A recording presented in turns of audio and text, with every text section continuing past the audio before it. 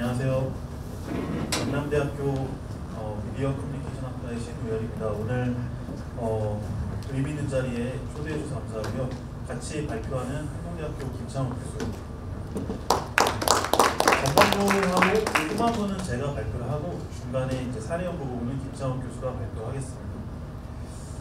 이 연구는 저희가 다른 주제로 연구를 하면서 글을 쓴 게 있습니다. 그래서 논문으로 완성한 원고가 있는데 그 중에 일부를 뉴스타파 세미나의 의도에 맞춰서 재분석해서 이제 재발표한다고 그렇게 이해해 주시면 되겠습니다.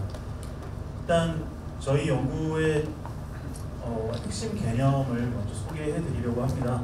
저널리즘 인식론인데요. 인식론은 이제 철학의 영역에서 결국은 인식을 다루는 그런 분야인데, 저널리즘 인식론은 저널리즘을 사회학적으로 연구하는 사람들이 최근 들어서 한 10년에서 20년 사이에 많이 이제 끄집어내서 연구하고 있는 개념입니다.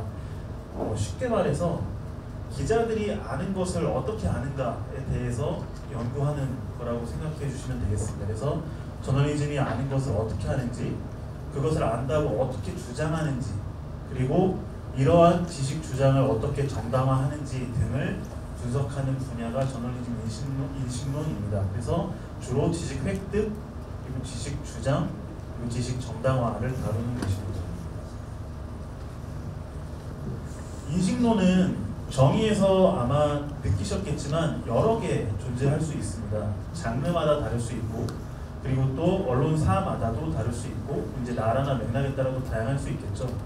예를 들면 85년에 에트마 글레이서가 탐사 저널리즘 인식론이 일간 저널리즘과 어떻게 다른지를 이제 실증적으로 연구를 했는데요. 이 사람들이 봤을 때는 일간 저널리즘 같은 경우에는 출입처 시스템 같은 것을 정보를 획득하는 도구로 사용하기 때문에 자기들이 보도하는 뉴스가 공공이 알아야 될 지식으로서 어떻게 가치 있는지를 주장하면서 그것을 적극적으로 자기들의 주장을 입증하기보다는 다른 사람들이 이미 획득해 있는 권위 같은 것을 이용한다라는 분석을 내놨습니다. 그래서 쉽게 말해서 관료적인 정보원에 의해서 이미 그 지식이 정당화되는 것이죠. 그런 측면에서 이 저자들은 탐사 저널리즘 같은 경우에는 결국은 더 기자들로 하여금 적극적인 지식 정당화를 하게 할 수밖에 없다라는 주장을 했습니다. 그래서 기자는 자신의 지식 주장을 더 능동적이고 독립적으로 신뢰할 만하다라고 주장을 할 수밖에 없다. 그렇기 때문에 여기 나와 있는 것처럼 제보의 중대성이나 취재 실현 가능성을 기자 스스로 판단하고 또 그걸 입증할 만한 증거를 두텁게 쌓는다라는 것이죠. 그래서 이때만 하더라도, 이 80년대만 하더라도 기자가 증거를 쌓는다라는 개념 자체가 이들이 분석했을 때는 데일리 저널리즘에는 별로 통용되지 않는 행위였다라고 주장을 합니다. 그래서 결론적으로 이 저자들은 탐사 저널리즘에서는 필연적으로 기자들이 더 높은 책임 수준을 가질 수밖에 없다라는 주장을 했습니다. 근데 인식론이라는 것이 어떤 특정 장르에 혹은 어떤 한 언론사 내에 그게 문화적으로 구성된다 할지라도 그것은 당연히 변할 수 있습니다. 예를 들면 기술의 변화 때문에 변하기도 하고요. 그리고 어떤 사회적인 변화의 흐름 속에서 새로운 저널리즘적인 요구가 나타날 때 새로운 인식론적인 주장이 또 나타나기도 합니다.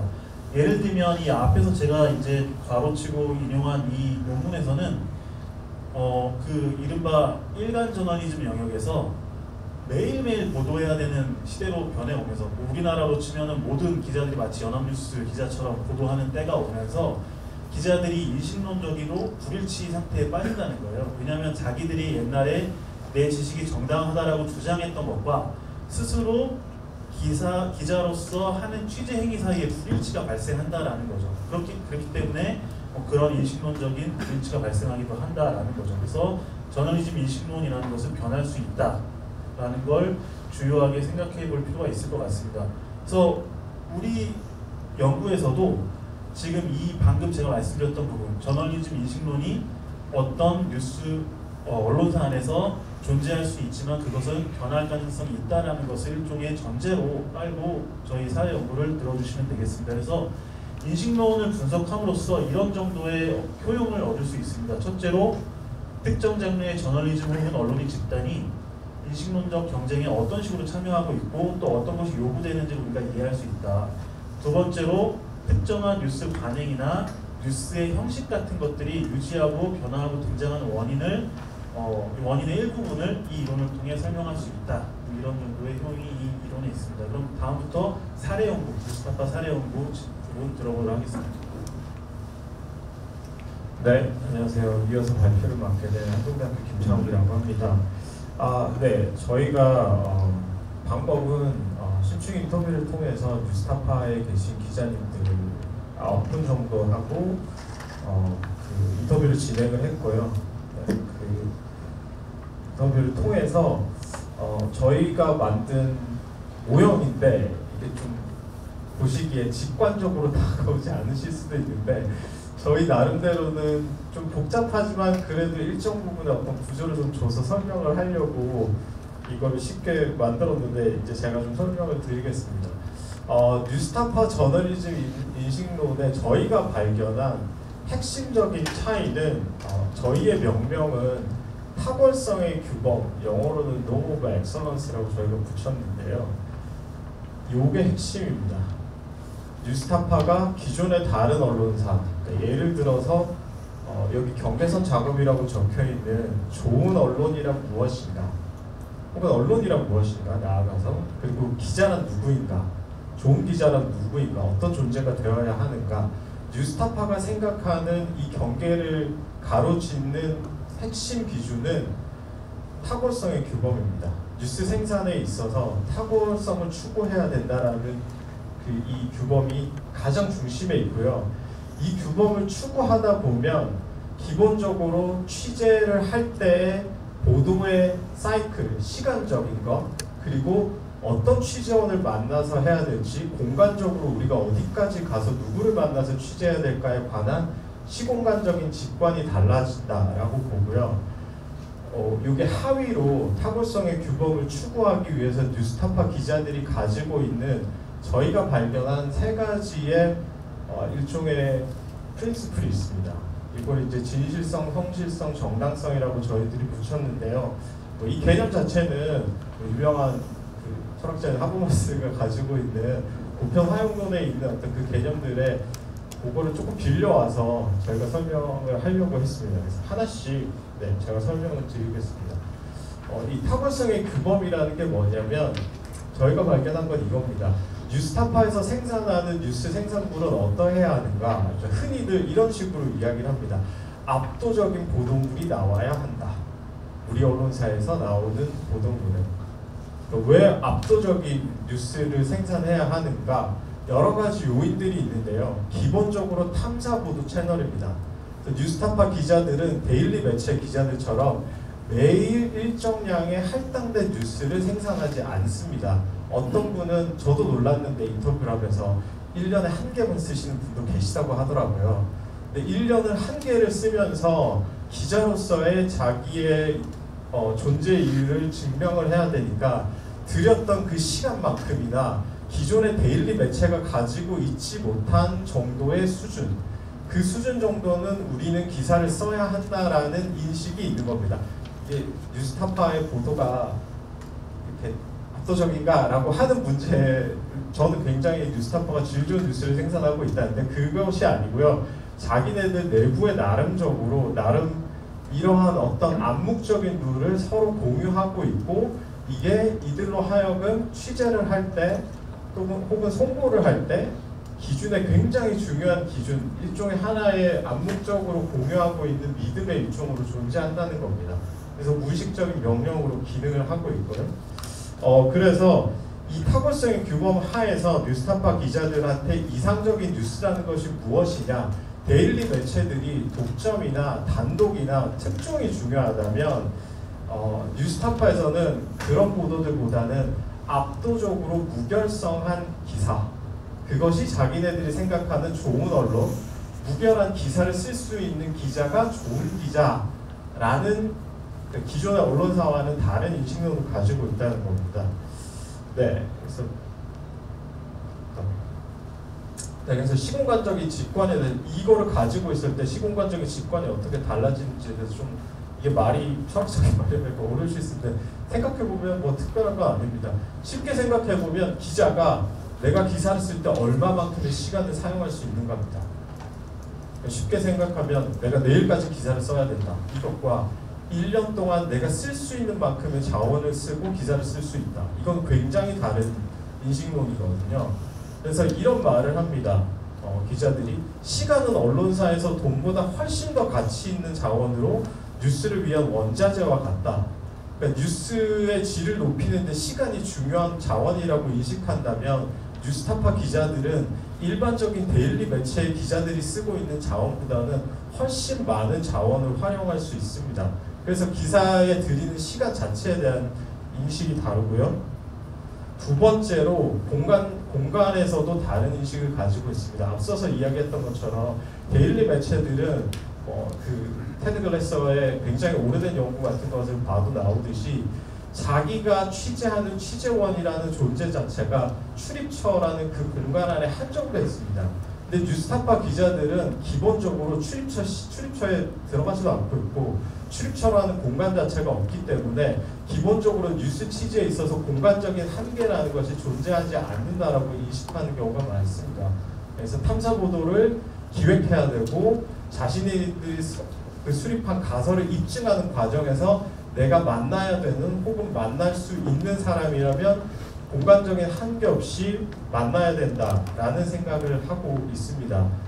그리고 또 몇 가지 저희 논문에서는 뭐 이걸 발견해서 쓰긴 했는데 오늘 이 자리에 다 디테일을 설명드릴 수는 없지만 협업을 하는 것이 탁월한 기사를 만드는 데 좋다라고 생각을 한다면 수평적인 협업, 그러니까 언론사 간의 공간도 넘어서 그러니까 타 언론사와 우리 언론사를 넘어서서 함께 협업을 한다든지 또 수평적으로 수직적으로도 협업을 합니다. 예를 들면 시민단체들과도 협업을 한다든지 그쪽에 우리보다 전문성이 있다라고 한다면 그 공간적인 어떤 한계도 넘어서서 취재를 해야 된다라는 생각을 가지고 있습니다.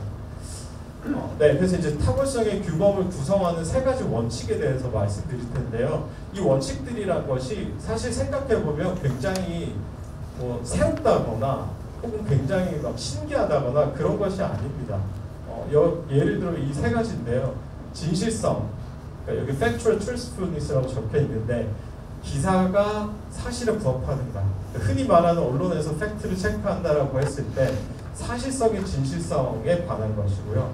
성실성은 얼마나 그 팩트 추구를 성실하게 할 것인가에 관한 것입니다. 그리고 마지막으로 정당성이라고 하는 것은 사회적인 혹은 정치적인 맥락을 고려했을 때 지금 이 기사가 나가는 것이 정당한가, 지금 이 기사가 필요한 기사인가에 관한 세 가지 원칙입니다. 한 개씩 먼저 말씀드리면요. 첫 번째는 진실성입니다. 모든 언론이 지켜야 되는 가장 중요한 원칙이라고 하는데, 그래서 사실 확인을 위해서 가능한 한 최대치의 노력을 기울인 취재 결과물이 뉴스타파스러운 기사라는 지식 주장입니다. 근데 진실성 추구라는 게 뉴스타파 기자가 가지고 있는 데일리 매체 기자들보다 훨씬 자유로운 시간과 공간적인 한계를 가지고 있기 때문에 이 사실 추구에 있어서 굉장히 높은 수준을 요구하는 걸 알 수 있고요. 그런 것 중에 발견했던 것 중에 하나가 일반적인 취재원의 말보다는 문서 그 자체에 훨씬 높은 가치를 부여하려고 합니다. 그래서 뉴스타파 기자들을 만나보면 취재원을 만나서 인터뷰를 왜 하느냐, 그 사람의 말을 받아내기를 우리는 원하지 않는다.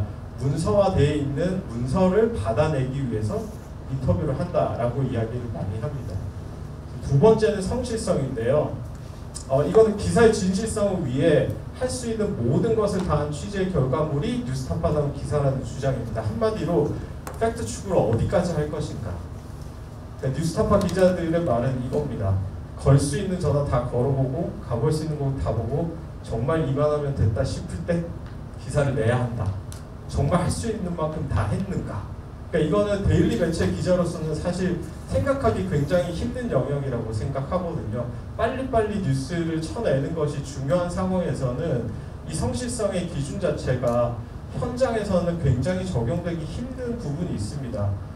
그럼에도 뉴스타파 기자들은 탐사보도 매체이고 시간적, 공간적인 한계를 훨씬 더 폭넓게 사용할 수 있기 때문에 그렇다면 우리는 성실성의 원칙이 굉장히 중요하다라고 이야기를 합니다. 그래서 저희가 인터뷰했던 기자들 중에 전문가 인터뷰를 왜 넣냐, 내가 그 분야의 전문가가 되어야 된다라는 어떤 마인드셋을 가지고 있는 기자들이 있습니다. 충분히 내가 그 분야를 공부하고 전문가들과 대화했을 때 스스로 막힘이 없고 전문가들이 하는 이야기를 완벽하게 내가 이해할 수 있을 정도의 성실성을 기울여야 된다라는 주장을 합니다. 자, 마지막으로 정당성에 관한 건데요. 이건 이제 지금 보도하는 기사가 주어진 사회정치적 맥락에서 보도되는 것이 정당한가라는 인식인데, 뉴스타파 기자들은 이 정당성의 원칙과 관련해서 이렇게 이야기를 합니다. 사실성에 부합하고 우리가 성실하게 팩트 체크를 했다면 그 어떤 기사라도 나가지 못할 기사는 없다라고 이야기를 합니다. 반대로 이야기하면 뉴스타파가 기사를 송고해야 되는 이유는 이것이 사회 정치적인 맥락에 어떠한 정치적인 유불리나 그런 걸 따지기보다는 과연 성실하게 팩트 체크를 했는가, 그거에 부합한다면 나가도 되고, 혹은 그렇지 않다면 멈추게도 만드는 기재가 됩니다. 뉴스타파에 있어서 정당성이라는 건 정치적인 당파성보다는 저희가 인터뷰했던 기자들에 의하면 사실성과 진실성의 가이드 되는 것이 옳다라고 주장을 합니다. 그래서 이 세 가지 원칙이 그러면 어떤 식으로 상호작용하는가, 저희가 했던 그 인터뷰 중에 굉장히 중요한 인터뷰가 있었는데요. 제가 잠깐 읽어드리겠습니다. 저희가 이 정당성의 원칙에 대해서 물어봤거든요. 이렇게 말합니다. 저희 뉴스타파에서 하는 보도들이 아무리 민감한 시기라도 특정한 조건, 여기서 말하는 이 조건은 진실성과 성실성입니다. 이것을 충분히 충족한 보도라면 못 나갈 이유는 없다. 나가는 것이 정당하다라고 생각한다는 겁니다. 예를 들어서 총선이 다가오는데 총선 하루 전에 이틀 전에 특정 후보의 비위가 정확하게 확인된 보도를 충분히 제작됐다고 가정하자, 근데 선거 이틀 전 하루 전이라 해가지고 보도를 미뤄야 되냐, 아니면 보도에도 무방한가, 그거에 이제 조직 안에서 결정한 문제인데, 나중에 이제 파장이라는 후과는 뉴스타파 내부에서 충분한 논의의 절차가 있었다고 하면 감당해야 하는 거고, 그 파장이라는 거는 과연 그 특정한 조건들, 진실성과 성실성이 충족이 되었는가, 만약에 충족되지 않았다면 정치적인 유불리와 상관없이 그때는 문제가 되어야 한다라고 생각을 한다는 겁니다. 네. 자, 여기까지 제가 신우열 교수님께서 이어서 발표해 주셨습니다. 네, 이미 좀 많이 줄여서 말씀을 드렸는데요. 정리하자면 이 세 가지 원칙은 사실 뭐 이렇게 못 자르듯이 잘라주는 것은 아닌 것 같습니다. 그래서 결국은 서로가 서로에게 영향을 주면서 타결성의 규범을 구성을 하는 것이고, 그게 바로 뉴스타파 기자들의 탐사보도 기자로서의 지식 제공을 정당화해 주는 기반이 되어주는 것입니다. 이게 어디 이렇게 명문화돼 있거나 써 있다기보다는 암묵적으로 따르고 있는 것이고, 또 그걸 기준으로 서로를 평가하는 것이죠. 그래서 제가 한 기자하고 인터뷰했을 때 언제 동료 기자한테 칭찬해 주냐라고 했더니 그렇게 얘기를 하더라고요. 진짜 열심히 한 것 같을 때 자기는 일부러 잘했다라고 해주는 편이라고 그렇게 얘기를 하더라고요. 그래서 진짜 열심히 했을 때 같은 것이 아마 성실성의 원칙이겠죠. 그리고 뉴스타파를 둘러싸고 이제 사회적으로 조금 알려져 왔었던 이슈들이 있지 않습니까? 김한배 케이스였다든지 아니면 여러 케이스들도 이 구도 안에 넣고서 얘기할 부분이 좀 있을 것 같아요. 그러니까 여기서 나온 암묵적인 규칙이라는 부분처럼 왜 이렇게까지 우리가 그거를 내부적으로 문제시할까 같은 것들은 단순히 어떤 감정적인 차원이나 정치적인 차원에서 논하는 게 아니라 내부가 지금까지 12년 동안 합의해서 같이 구성해서 유지해왔던 이 규범 같은 것들을 중심으로 얘기를 해보면 어느 정도 설명이 되지 않을까 그런 생각도 해봤고요. 그리고 이런 식의 성실성, 진실성, 정당성의 지식 주장 같은 것들이 예를 들면 새로운 변화가 있거나 누군가의 어떤 특정한 새로운 유형의 뉴스들이 조직 내에서 많아지거나 아니면 그게 회원들에 의해서 뭔가 많은 조회수가 나오거나 혹은 회원 유입으로 이어지거나 하면서 가끔은 경쟁 상태에 놓일 수가 있다고 생각을 합니다. 그럴 때 쌓아왔던 지식 주장과 실제 뉴스타파가 하고 있는 실천 사이에 충돌이 일어날 수 있다는 거죠. 그때가 바로 인식론적인 불일치가 일어나는 때고, 이럴 때는 결국 우리가 논문에는 담았지만 결국 필요한 것은 성찰입니다. 성찰이고 반성적으로 복귀해보고 우리가 나아가야 할 방향을 조정해서 필요하다면은 뭐 인식론을 이제 조정을 하거나 실천 방법을 개발하거나 하는 것이 필요하겠죠.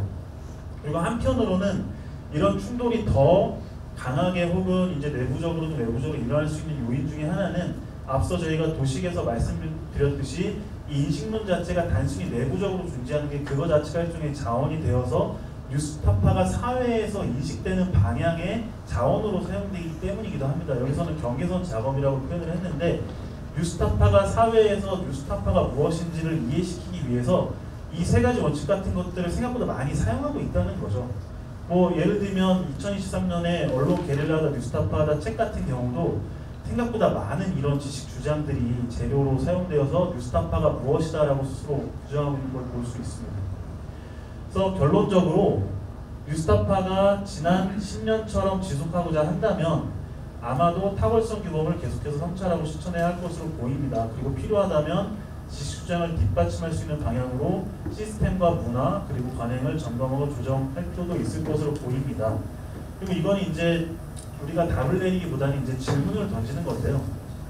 진실성, 성실성, 정당성을 추구되는 타월성 규범을 추구하는 뉴스타파 저널리즘 인식론이 지금 우리 사회가 맞닥뜨리고 있는 유튜브 저널리즘의 인식론과 어떻게 다른가 이런 것도 우리가 충분히 생각해 볼 필요가 있겠죠. 그리고 마지막으로 저널리즘 인식론은 영원 불변하진 않습니다. 따라서 조직 내부적인 영향에 따라 변화하고 경쟁되고 대체될 수 있는 것입니다.